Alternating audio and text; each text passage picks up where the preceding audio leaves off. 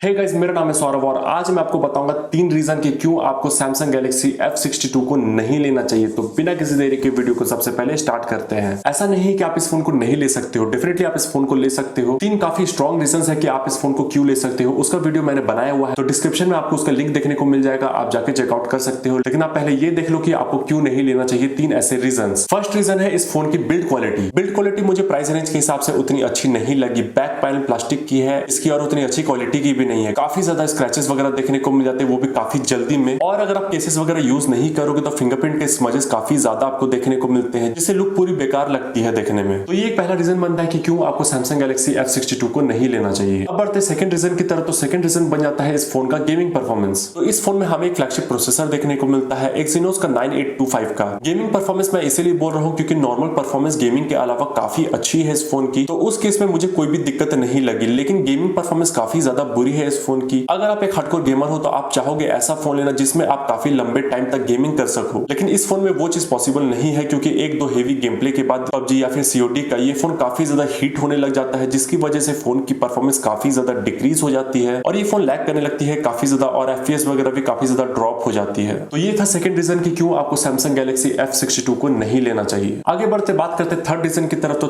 Third reason बन जाता है इस फोन का 5G नहीं होना। वैसे आज के डेट में उतना ज्यादा मैटर नहीं करता है 5G का, क्योंकि 5G को अभी प्रॉपर वे में आने के लिए इंडिया में काफी ज्यादा समय है। लेकिन अगर आप इस फोन को काफी लंबे टाइम तक यूज करने के लिए लेना चाहते हो तो उस टाइम पे आपको थोड़ी सी दिक्कत हो सकती है। तो ये चीज पूरा आप पे डिपेंड करता है कि आप फ्यूचर प्रूफ फोन लेना चाहते हो या फिर अभी आप 4G से ही काम चलाना चाहते हो। लेकिन 5G भी एक रीजन बन जाता है कि क्यों आपको Samsung Galaxy F62 को नहीं लेना चाहिए। यही थे 3 ऐसे रीजन कि क्यों आपको Samsung Galaxy F62 को नहीं लेना चाहिए। होप आपको वीडियो पसंद आई होगा। अगर आपको वीडियो पसंद आई तो वीडियो को आपको लाइक कर देना है। अगर आप चैनल पर नए हो तो नीचे आपको एक रेड कलर का सब्सक्राइब का बटन देखने को मिल जाएगा, तो उसे दबाकर आप लोग सब्सक्राइब जरूर करना। मिलते हैं नेक्स्ट वीडियो में। Thanks for watching.